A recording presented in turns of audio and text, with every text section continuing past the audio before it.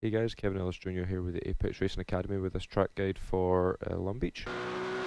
So just to start off, down the front straight, this is a really small thing, but you can just keep it really tight to the inside wall here. Obviously, this would maybe save you 100 or two, especially on a Q lap. It could be quite useful for you guys. But yeah, essentially just down the front straight, obviously keep it as tight to the wall as you can. So in towards turn one, we're looking at the 500 board up here for your brake marker. You can see we're already beginning to apply some brake here before we even get to it, so it's actually a little bit before the 500, but from inside the car, it's essentially as soon as the 500 board sort of disappears out of shot, you can see it's beginning to just go out of shot here, and we're applying the brake and beginning to lift off the throttle. And as you're braking in towards turn one, you want to watch how far over this line you go. This is right on the limit here of how far you can go. This red line basically distinguishes how far over you can be. So if you're too far over, then you'll cop yourself a slowdown. I think it's around 1.5 seconds or something. It's quite a strict slowdown, so just be careful of that. Be aware of that. Don't go wandering too far over to here. This is right on the limit, as I say, the middle of the car on the red line. So just be aware of that. Yeah, and as you're coming into the corner here, you're going to be down into third gear, and essentially as the inside front wheel hits the apex curb is when you're picking up the throttle. Obviously, you want to drive this in as deep as you can. And get it stopped right before the apex to then power off the corner and carry some speed out of here. So you want to be able to pick up the throttle just before or right on the apex. You don't want to be all up over the top of this curb either. The car doesn't really like it too much being right up over here. It's better to just sort of wrap the flatter part of the curb here, and then just drift it out on the exit. You go right out to the wall, and then wrap this tight all the way around. You can see how close we're getting to the wall here. So in towards the fountain section, it's a little bit awkward because there's not really any brake markers as such. Like, there's nothing visual that I can use too well. The best sort of marker I can use is essentially as soon as this yellow line in the road comes solid, is when you start braking. So for me, from inside the car, I'm more looking as soon as the car's about to cross over this yellow line. This is when I start applying the brake. Obviously in slow motion, I can see that I'm braking a lot earlier, but from inside the car at speed, just essentially as you're approaching the yellow line, that is when you want to start braking. And obviously keep it as tight to the left as you can here. There's a fair bit of a gap actually. I could have moved over a bit more to the left here to try and open up the fountain section, because you really want to open up this right-hander as best as you can.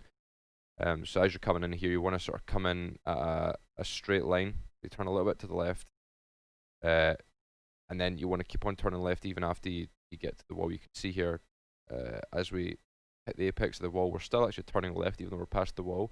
This is just to try and open up the exit, the fountain. You don't want to come in tight here and then try and wrap it around the plants on the inside, because you're going to clip that wall on the exit. This is all about trying to carry as much speed in, pull it left ever so slightly after you pass this wall, just to open up the exit and make your life a little bit easier.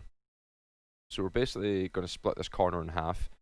We're about halfway through the corner here, and this is when we start coming off the brakes. So you don't want to be getting back to throttle away back here, but to the same token, you don't want to just be getting back to throttle here. You almost want to kind of cut it in half. If you're to look at a top-down view of the corner, you're basically braking from the start of the yellow line all the way in towards the middle of the corner, and then, I mean, essentially you could probably use the brake in the plants here on the inside actually as a bit of a marker if you've got the graphics setting on. But it's a little bit hard to see from inside the car, especially from this angle. That brake is quite hard to see. So depending on like where you sit in the car and what your field of view is, that could be a potential marker for you. But you just gently apply the throttle on the exit. Just watch for the rear one to kick out here. It's very inclined to, and then obviously just watch this wall on exit. So up into third gear for here, just keep it in third, and essentially start braking as you get to this white line. So as you're coming into the corner here, you see this white line appear, and obviously there's a car here that's going to block all this, but you have this nice bit of road markings off to the right hand side, so it gives you a rough idea of where you are in proportion to the corner. So you can brake over the top of that white line, just leave it in third, and then same as turn one, just a little bit earlier on the throttle actually than turn one. Right as the right front wheel approaches the apex curb, just applying a little bit of throttle just to pick up some momentum. And then once it lands and settles, just kind of a couple bounces, and then once it lands and settles, you really start feeding the power in right out to this wall on the exit. Didn't make any contact with the wall here, although we were close. And then into this next part of the circuit. This is a really tough section. Essentially from inside the car, I'm looking at the road markings. As soon as I come up to those road markings, that's when I'm going to start braking, just a little bit before them. There's no like specific marks on the track or on the wall that you can really utilize, but a little bit before the road markings is probably best. And then in terms of this corner here, this is really hard. You can send it up over the inside here if you'd like, but there's a good chance that it's going to take off and then land and catch this part of the curb here. It happened to me quite a few times. I'd try and launch it, take it shallow, launch up over this curb, and then it would land right before hitting that, and it would just pogo and bounce off and cause a spin, or shoot you hard left into the wall, because this really tightens up on exit as you come around here. My preferred way of taking this corner is just sort of being nice with the curb. Just try and take like the slightly longer but smoother route, and just begin to apply some very gentle throttle right as you get to the apex again. You don't want to be applying throttle away up here. You want to be doing it back here as you're just coming past these two anti-cuts on the inside. This is just the smoothest way to take it. It's a bit more consistent. And you can see actually on landing here, you can see what I'm talking about when you want to wrap that curb on the inside. You can see just how much the car is actually bouncing when it lands. So yeah, for me personally, it was a little bit easier, a little bit more consistent, just to take the slightly wider line, even slightly wider than this, just to avoid these big bumps, and then on the exit, just being careful with the throttle and tracking right out to the wall. So in towards the next section, we're going to be looking at the 300 board. Again, slow to threshold as you come past the 300, and a lot of people are tempted to kind of go way out here and drive in line with this wall, but as you'll probably notice, it sort of stops around about here, and it sort of straightens out. So what I tend to do is, rather than go way out and drive along that and then enter the corner, if you're following the trajectory of the wall, you're going to sort of enter the corner like that, whereas if you drive in line with this wall, you can enter the corner like that and open up the apex and allow you to carry more speed off. So I kind of use the red line as a reference as we're coming down here. Just sort of straddle the red, brake at the 300, and then you can see we're matching the trajectory of this wall on the right hand side. As you're practicing this, you might clip this wall a couple of times. It's going to happen. Just experiment with it and practice. Make sure you don't do it in the actual race. And yeah, it just allows you to open up this entry. As we trail in, we're down to second gear here on the entry, and your trailing brakes the whole way in, and as soon as you feel the car hook, you can see it. You'll probably see just as I crank the lock in here, you might be able to visually see the car rotate just slightly more, and then that's when we start applying the throttle. Right as soon as we get to the apex, crank some lock in, get it turned, and then nice and gentle on the throttle. You can see we're aggressive up to about 40 or 50%, and then it's nice and smooth and progressive on the exit. I personally couldn't find any time benefit from getting back to throttle slightly earlier and driving it away out here past this wall. It's really, really bumpy around here. So I prefer just to sort of use the red line as a reference through here as you turn in, get back to throttle, and just start looking for this red line. Just try and keep it to the left of the red line as much as you can. You can see we just sort of straddle over it just on the exit, just as I'm kind of trying to, you can see me correcting the wheel the whole way on exit here, just with how slick it is. But you don't want to be all four wheels away out to the right here in no man's land, because then you got a really tough job trying to bring the car back across to then get stopped for this corner. And then round about here, it's right as you pass the 300 board. From inside the car, it looks more like, round about this kind of drain on the track here just before the 200. But essentially, as the 300 disappears out of shot, that's when you want to start braking. And just be nice and patient on entry. You want to open this up as much as you can. You can see how close we get to the wall from inside the car here. Actually, it looks as if we hit it, but we just about keep away from it. And then, obviously, this curb on the inside it means absolutely nothing. You can just drive straight over the top of this and just aim for the wall. Missed the wall slightly there, but it's so bumpy on the way in, and the wall isn't a smooth sort of curve, so it's better just to stay a little bit wider if you can. And as you come over the top of this red and white on the inside, this is when you want to start picking up the throttle. And again, same as the previous corner, it's really, really slick on exit, so just be really patient with this last 20-30% of throttle. And then get yourself right out to the wall on the outside here. So as we come into the final section of the track, this all leads into the next section, so this is really, really important for lap time. Into here, you're braking just as you pass the 500. You want to be at threshold by the time you get to the 400. So as you're hitting the brakes, look for the 400 board.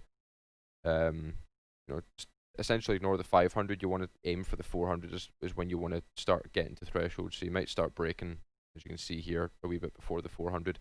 But if you're nice and slow to threshold, by the time you get to the 400, it's taking almost 100 meters to actually get to threshold.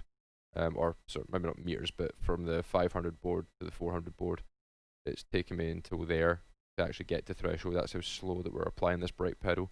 With how bumpy this surface is, the slower you can get to the threshold, the better, even more so than some of the other tracks we've been to this season. So nice and slow to threshold. And I believe we're down into second gear for this right-hander. No, we keep it in third. So we keep it in third, and you see we're already beginning to pick up throttle here before we get to the apex. We want to get all the stopping done before you get there, and then picking up the throttle as we mount right up over the top of these curbs. I believe you can actually go a little bit more aggressive and get the right-hand wheels to the inside of this. But me personally, I couldn't really find much time with that. You had to slow down the car a bit more to be able to pinch it on exit, and it just wasn't efficient for me in terms of lap time. So I was just essentially trailing off quite aggressive. You can see as we get to 200, we drop a load of brake out of it as we start turning in, just to try and keep the speed up a bit, but still have some brake on just to rotate the car. And then as we begin to come off the curb, we're pretty patient as we're on the curb, and then as it settles off the curb, that's when we start applying the throttle in. And even then, you can see how patient we're being. Even though the track's flat, we're being nice and patient to allow us to get back to the middle of the track here. And essentially, as you pass this break in the wall on the right, was sort of my reference, as this part of the wall on the right disappears as when you start trailing brake. And through here, you just want to keep it nice and tight. The curb will pull you around the corner. I believe we're in third gear coming into here, if I'm not mistaken. We downshift into second. Downshift into second as you hit the curb on the inside. Trailing, just a little bit of brake just to keep some weight over the front. Get the nose in, use the curb to pull you around the corner, and then feed in just a little bit of throttle. You can see it's not the smoothest input. We're just trying to manipulate the diff just to keep the rear end coming around. And you want to sort of come out in towards the middle of the track. You don't want to be away out here. You're going to lose a ton of time, and then as you bring it back, you're going to carry almost too much speed into the last corner, and you're going to give yourself a hard time actually trying to turn in. So it's better to be sort of apex, nice and patient. Get the line right first, to where you're coming round with the speed. See, we're pretty consistent around 100, 101 kph all the way through this section, just so that we line up nice and flush with this curb. We don't need to do any mad steering maneuvers or any jagged brake or pedal inputs. It's very nice and flowing. It's just one continuous long corner, and then we match the trajectory nice. You can see we're in line with the edge of this curb here on the inside. Down into first gear, and then just as much lock as you can. For me, I'm on a big round wheel similar to what this looks like, so I was actually having to take my hand and put my right hand on the top of the steering wheel and pull it round, so I had my hands at 9 and 12 as opposed to 9 and 3. I just couldn't. I have a bit of a thumb injury, so I couldn't physically turn it with my right hand. So that's actually how much lock I was having to put in, was all the way to the bump stops, grabbing the top of the wheel just to pull it round. And you basically just want to brake, trail brake the whole way in. There's a big massive bump on the inside which we clip, and then feeding in about 50% throttle just to get that diff activated, get it turned, and get it off the corner. So as you're coming in here, you're in first gear, trying to open it up as much as you can. Just brush the curb on the inside. I'll actually just show this from the cockpit angle for anyone who's curious. As I was saying before, down into second gear, use the curb just to rotate, and then just keeping the throttle nice and patient, just to keep the car rotating, and then match the trajectory of this curb on the left. Down into first gear, crank as much lock as we can get, and then as you hit that big bump in the curb on the inside, you want to bring in just a little bit of throttle just to start the acceleration process. Activate the diff to rotate the car, and then there's another couple big bumps you want to be nice and patient with, and then as you're clear of them, you start feeding the power in. So there's a big couple bumps on the inside, and then we just start feeding in slowly up into second gear. Don't upshift is my best advice. The engine bogs down a bit too much, so you do need to rev it out in first. So be really patient with your throttle pedal, and then with that you bring it to the start finish line. So hopefully you guys have found this useful, this advanced track guide for Long Beach. Any kind of questions that you guys have, feel free to ask in the Discord. You can join the Apex Racing Academy Discord. If you're a VRS add-on member, you guys are also welcome to join the Apex Racing Academy Discord and put a message in one of the general chats, and we'll get back to you there. But apart from that, guys, hopefully this helped, and the best of luck.